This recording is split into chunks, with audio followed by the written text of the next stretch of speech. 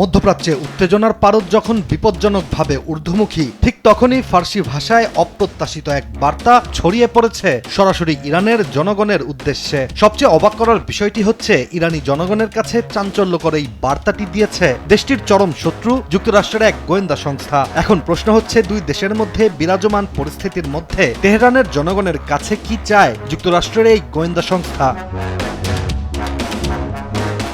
ইরানি জনগণের কাছে বার্তাটি এসেছে বিশ্বের সবচেয়ে প্রভাবশালী গোয়েন্দা সংস্থা সিআইএর কাছ থেকে। সংস্থাটি সামাজিক যোগাযোগ মাধ্যম এক্সে একটি ভিডিও প্রকাশ করে লিখেছে, সিআইএ তেহরানের কণ্ঠ শুনতে পারে এবং সাহায্য করতে ইচ্ছুক। এর সাথে সংযুক্ত ভিডিওতে দেয়া হয়েছে ধাপে ধাপে নির্দেশনা কিভাবে ভার্চুয়াল প্রাইভেট নেটওয়ার্ক ব্যবহার করে নিরাপদে যোগাযোগ করা যাবে মার্কিন গোয়েন্দা সংস্থার সাথে। বিশ্লেষকদের ধারণা, এর মাধ্যমে যুক্তরাষ্ট্র যেন একটি ডিজিটাল গুপ্ত দরজা খুলে দিল ইরানের অভ্যন্তরে থাকা সম্ভাব্য তথ্যদাতাদের জন্য।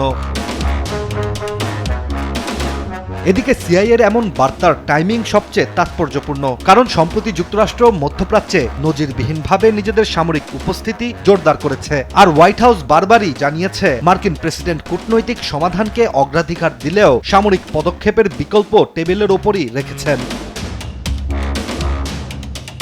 অন্যদিকে তেহরানও চুপ নেই। ইরানের পররাষ্ট্রমন্ত্রী আব্বাস আরাকচি ঘোষণা দিয়েছেন একটি পারমাণবিক চুক্তি হওয়ার বিষয়ে, কিন্তু দেশটির কড়া সতর্কবার্তাও স্পষ্ট। ইরানের ওপর যুক্তরাষ্ট্রের যে কোনো হামলা, এমনকি সীমিত আঘাতও আগ্রাসন হিসেবে বিবেচিত হবে এবং তার জবাব দেওয়া হবে দৃঢ়ভাবে। এখন প্রশ্ন হচ্ছে, মধ্যপ্রাচ্যের উত্তেজনাকর পরিস্থিতি এবং যুক্তরাষ্ট্র ও ইরানের মধ্যে চলমান আলোচনার মধ্যেই সিআইএর প্রকাশ্য আহ্বান কি শুধু তথ্য সংগ্রহের প্রচেষ্টা, নাকি এটি বৃহত্তর মনস্তাত্ত্বিক কৌশলের অংশ?